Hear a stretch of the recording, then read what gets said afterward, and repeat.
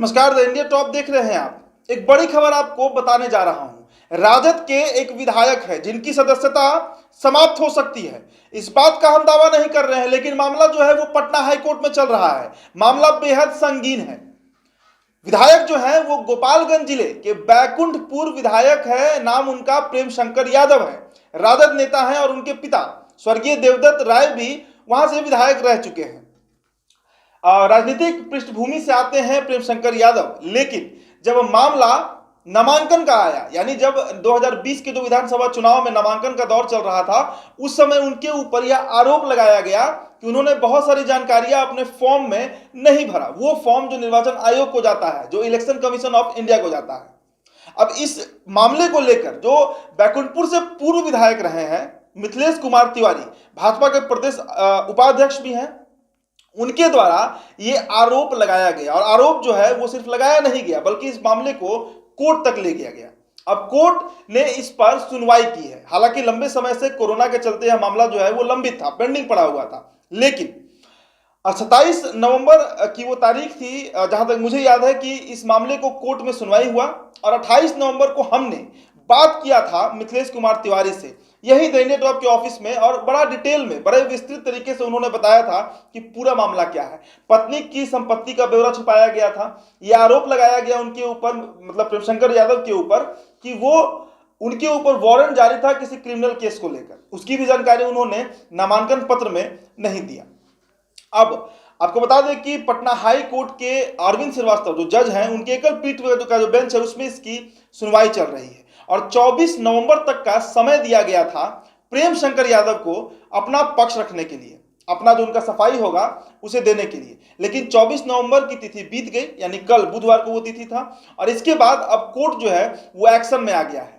आज गुरुवार यानी 25 नवंबर को एकमात्र एक दिन दिया गया है प्रेम शंकर यादव को, जब वो कोर्ट जाकर अपना सफाई रख सकते हैं। लेकिन इससे पहले आपको हम सुनवाते हैं उस इंटरव्यू का कुछ हिस्सा, जिसमें मिथिलेश तिवारी ने सभी मामलों को बड़े ही विस्तृत तरीके से बताया था। देखिए ये वीडियो। देखिए उदित जी, यह देश संविधान से चलता है और जो चुनाव लड़ते हैं कोई भी प्रत्याशी, आज फिर बिहार में पंचायत चुनाव हो रहा है, सब नामांकन कर रहे हैं, एफिडेविट देते हैं, और चुनाव आयोग ने बहुत सारे नियम तय किए हुए हैं, सबको देना पड़ता है जानकारी।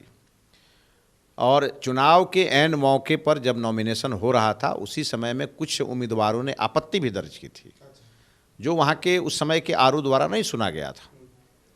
चुनाव बीता तो उसके बाद मेरे संज्ञान में आया मामला।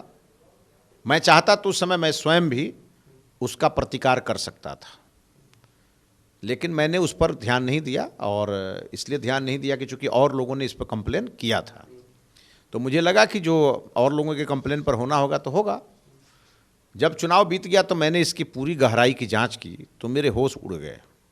और मैंने कहा कि भाई, भारत के संविधान के और निर्वाचन आयोग के नियम की धज्जी उड़ाने वाले कोई भी व्यक्ति हो तो ज़रूर उसकी लड़ाई को न्यायालय में ले जाना चाहिए।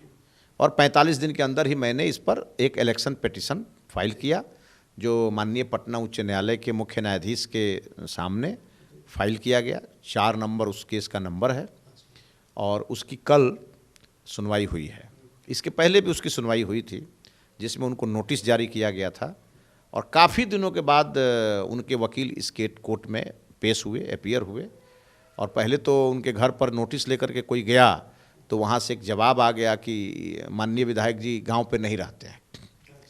तो खैर बाद में उन लोगों ने आकर के कोर्ट में उनके पैतृक आवास पे गए। पैतृक आवास पे जो कोर्ट का सम्मान लेकर के जाता है व्यक्ति, उसके जवाब मैंने चूँकि स्वयं पढ़ा है, रिकॉर्ड में लगा हुआ है कि वो अपने घर नहीं रहते हैं, जबकि विधानसभा से अपने घर के पते पर वो टीएडीए भी लेते हैं और लगातार वहीं रहते हैं।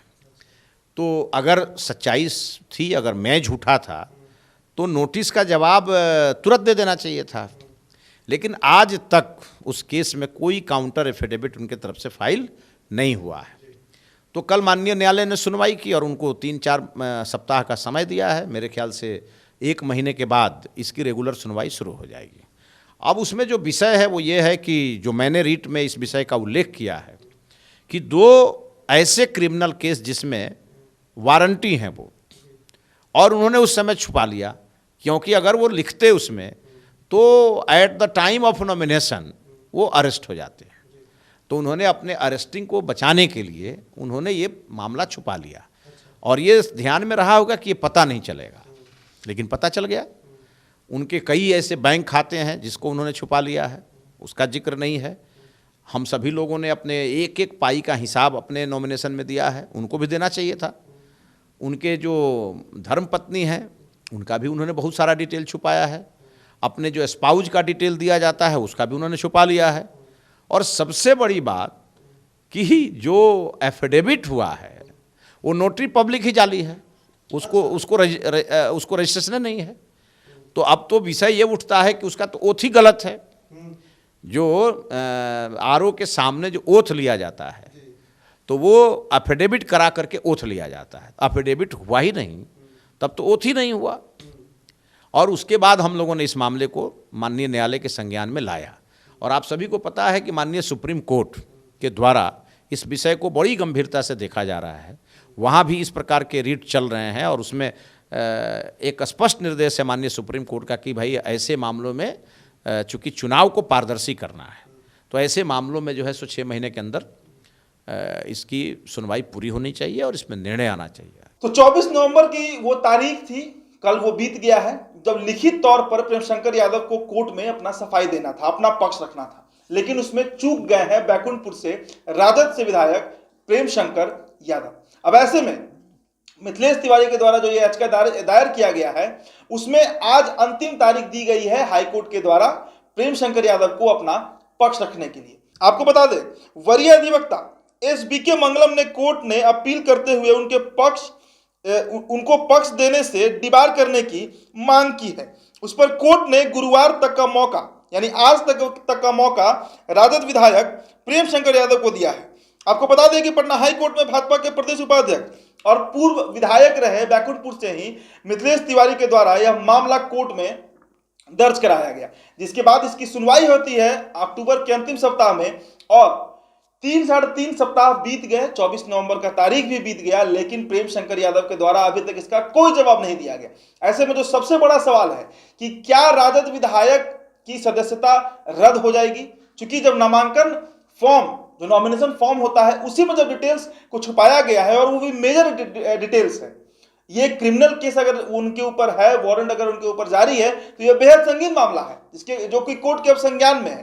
तो ऐसे में सबसे जो बड़ा सवाल है कि क्या प्रेमशंकर यादव की जो सदस्यता है विधानसभा में, जो मेंबर ऑफ लेजिस्लेटिव असेंबली है, वो क्या वो कैंसिल हो जाएगा? ये बड़ा सवाल है और उस पर लगातार हमारी नजर बनी हुई है। आप बने रहिए हमारे साथ। बहुत बहुत शुक्रिया।